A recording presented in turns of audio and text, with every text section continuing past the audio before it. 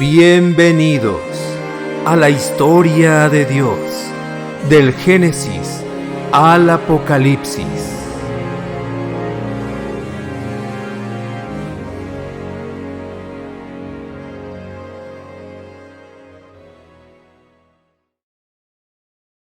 Historia de la Iglesia, elección de diáconos y martirio de Esteban.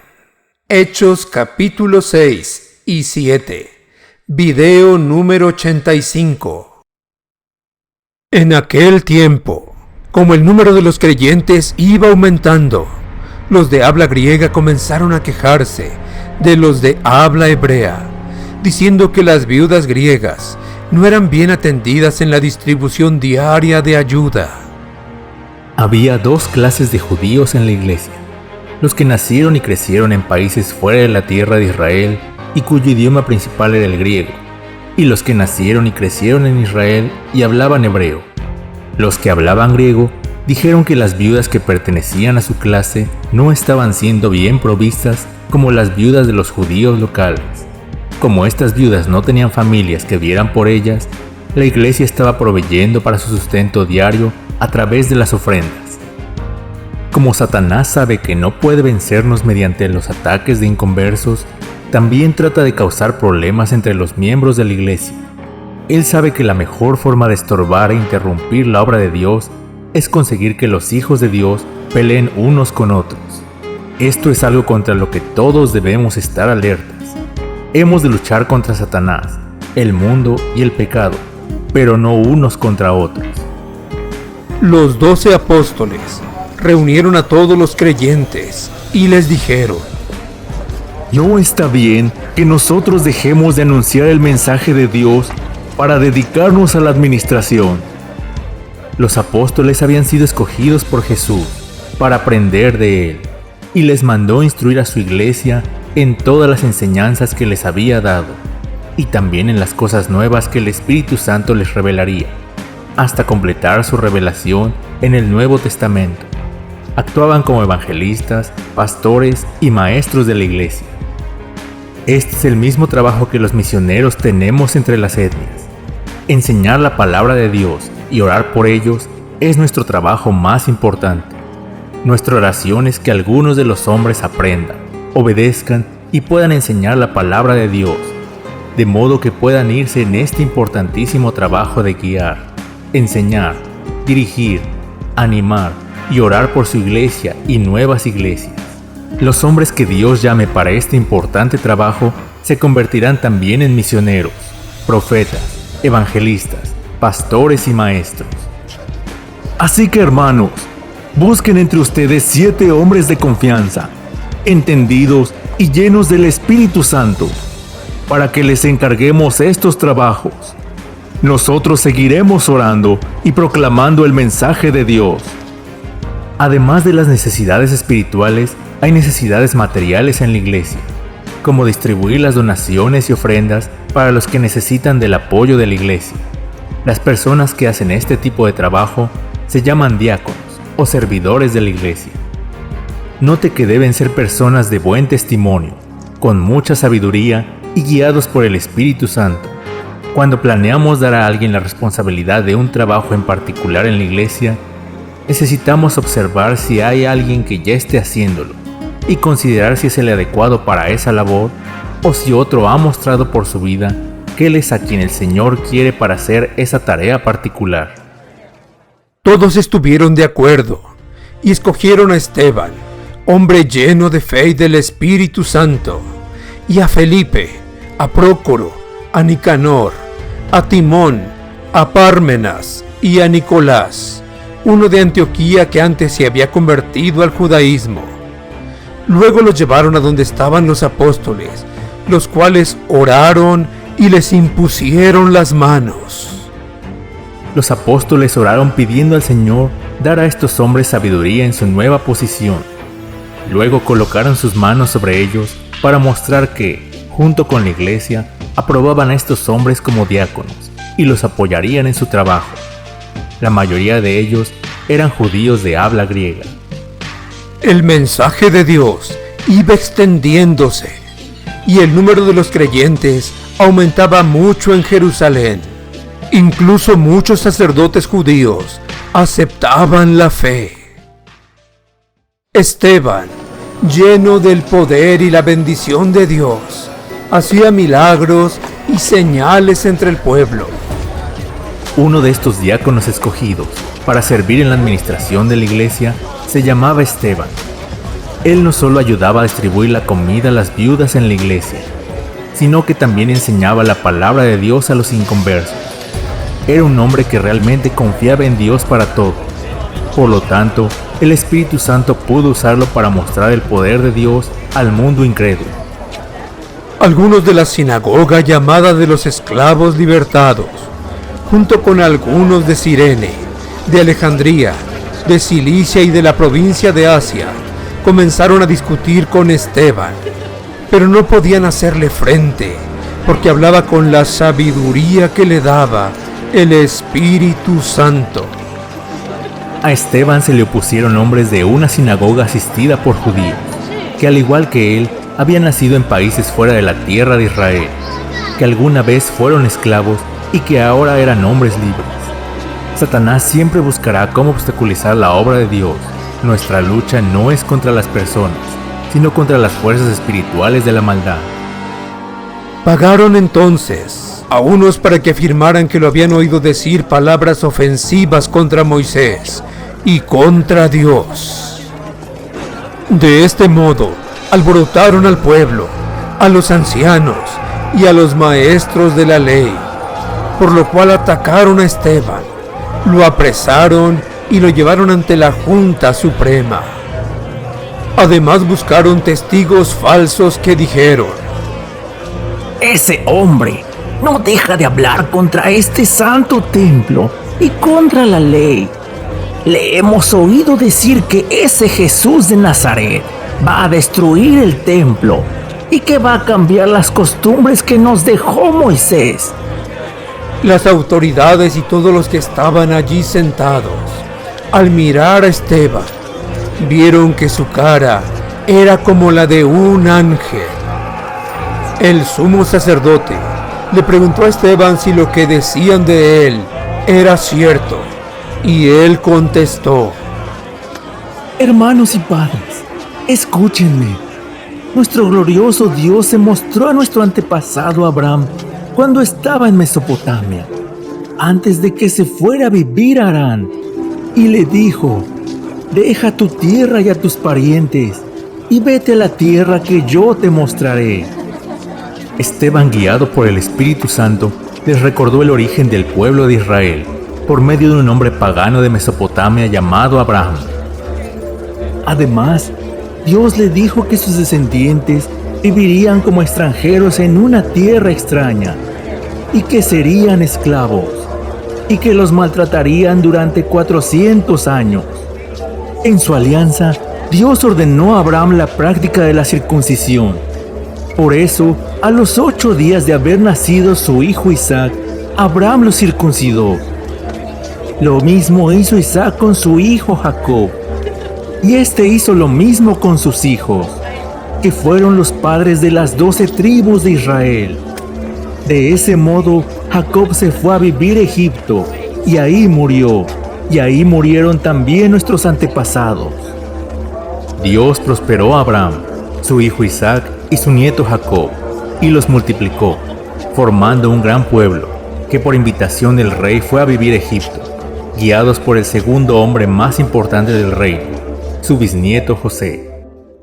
Cuando ya se acercaba el tiempo en que había de cumplirse la promesa hecha por Dios a Abraham, el pueblo de Israel había crecido en Egipto y se había hecho numeroso, y por entonces comenzó a gobernar en Egipto un rey que no había conocido a José.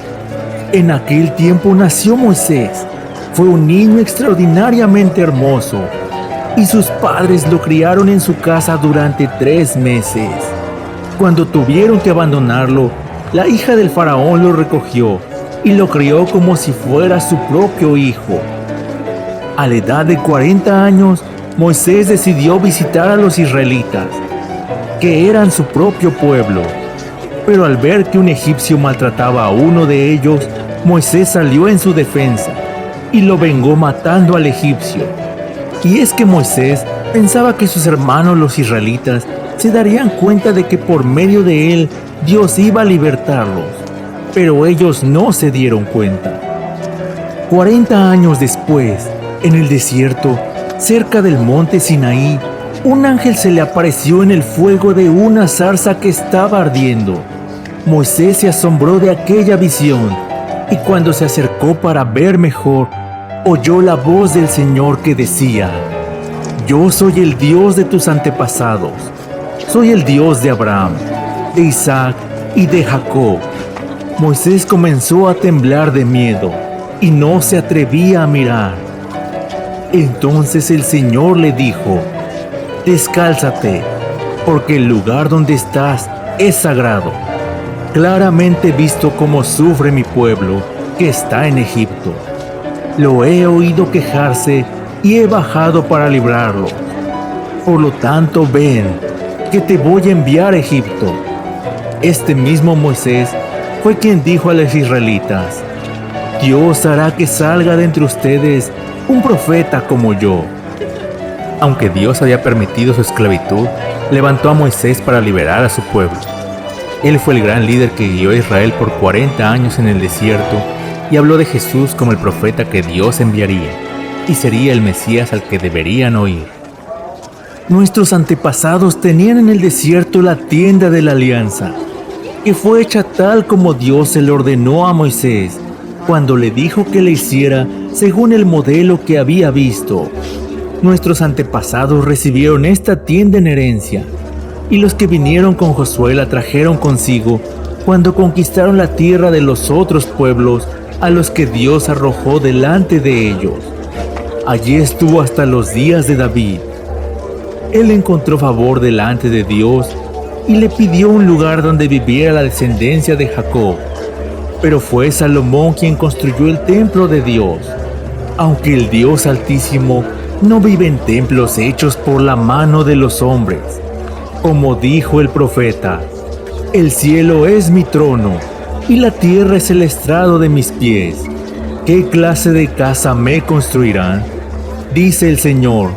¿Cuál será mi lugar de descanso si yo mismo hice todas estas cosas? Dios mandó hacer el tabernáculo en el desierto y posteriormente el templo donde les prometió su presencia. Aunque Dios realmente lo llena todo, el cielo es como su trono y toda la tierra apenas es el lugar donde Él reclina sus pies. Pero ustedes, siguió diciendo Esteban, siempre han sido tercos y tienen oídos y corazón paganos. Siempre están en contra del Espíritu Santo. Son iguales que sus antepasados. ¿A cuál de los profetas no maltrataron los antepasados de ustedes? Ellos mataron a quienes habían hablado de la venida de aquel que es justo. Y ahora que este justo ya ha venido, ustedes lo traicionaron y lo mataron. Ustedes que recibieron la ley por medio de ángeles, no la obedecen. Jesús había dado fin al antiguo pacto, realizando el último y perfecto sacrificio por los pecados. Así que no había más necesidad del templo y su sacrificio. Cuando oyeron estas cosas, se enfurecieron y rechinaron los dientes contra Esteban. Pero él, lleno del Espíritu Santo, miró al cielo y vio la gloria de Dios y a Jesús de pie a la derecha de Dios. Entonces dijo: Miren, veo los cielos abiertos y el Hijo del Hombre a la derecha de Dios. Pero ellos se taparon los oídos y dando fuertes gritos, se lanzaron todos contra él. Lo sacaron de la ciudad y lo apedrearon. Los que hacían de testigos contra él dejaron sus ropas al cuidado de un joven llamado Saulo. Mientras lo apedreaban, Esteban oró, diciendo: Señor Jesús, recibe mi espíritu. Antes de que Esteban muriera, vio al Señor Jesús de pie a la derecha de su Padre. Jesús sabía que Esteban iba a ser asesinado y estaba esperando que dejara su cuerpo y su alma fuera a vivir con él en el cielo. Aunque al morir no veamos al Señor Jesús de pie a la derecha de su Padre como lo vio Esteban, sin embargo, sabemos que el Señor Jesús ama a cada uno de sus hijos tanto como amó a Esteban. Así como esperó y dio la bienvenida a Esteban en el cielo, también espera y dará la bienvenida a cada uno de nosotros, sus hijos. Luego se puso de rodillas y gritó con voz fuerte: Señor, no les tomes en cuenta este pecado. Habiendo dicho esto, murió. Jesús dijo: el que cree en mí, aunque esté muerto, vivirá. Tan cierto es que cuando fallece un hijo de Dios, no dice murió, sino durmió. El joven que resguardó las ropas de los que apedrearon a Esteban se llamaba Saulo. Conoceremos mucho más de él en los siguientes capítulos. Esta serie de videos continuará. Preguntas. Pregunta número 1. Cuando Satanás no puede estorbar a la iglesia a través de los ataques de inconversos, ¿cuál es una de las formas principales de perturbar la obra del Señor?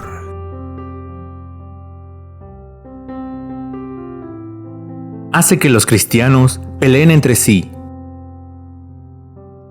Pregunta número 2. ¿Por qué los apóstoles no tomaron la responsabilidad de ver que todas las viudas recibieran una porción igual? Porque su trabajo, dado por el Señor Jesús, era enseñar la palabra de Dios, orar, dirigir y guiar a la iglesia. Pregunta número 3. ¿Quién quiere el Señor que haga el trabajo de enseñar, guiar y orar?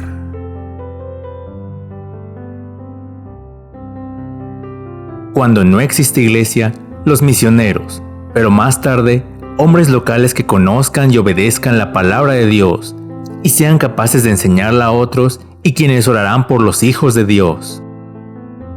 Pregunta número 4. ¿Cuál era el nombre de aquellos que se encargarían de distribuir los alimentos y ofrendas? Diáconos o servidores. Pregunta número 5. ¿Cuáles eran los requisitos para ser diácono?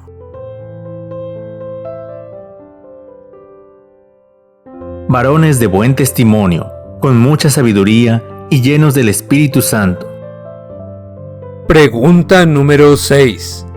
¿Cuál era el nombre de uno de los 7 diáconos que después fue apedreado hasta morir?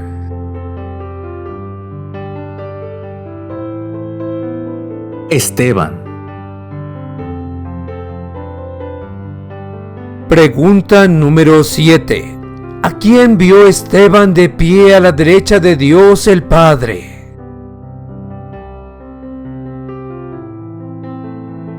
El Señor Jesucristo, listo para recibirlo. Pregunta número 8. ¿Por qué al fallecer un cristiano se dice durmió y no murió? Porque el que cree en Jesucristo, aunque esté muerto, vivirá.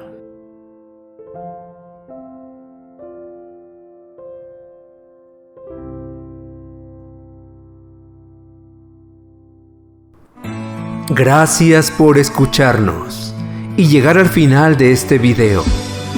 Si ha sido de ayuda para tu vida, dale pulgar arriba y compártelo con otros. No olvides suscribirte para ver toda la serie.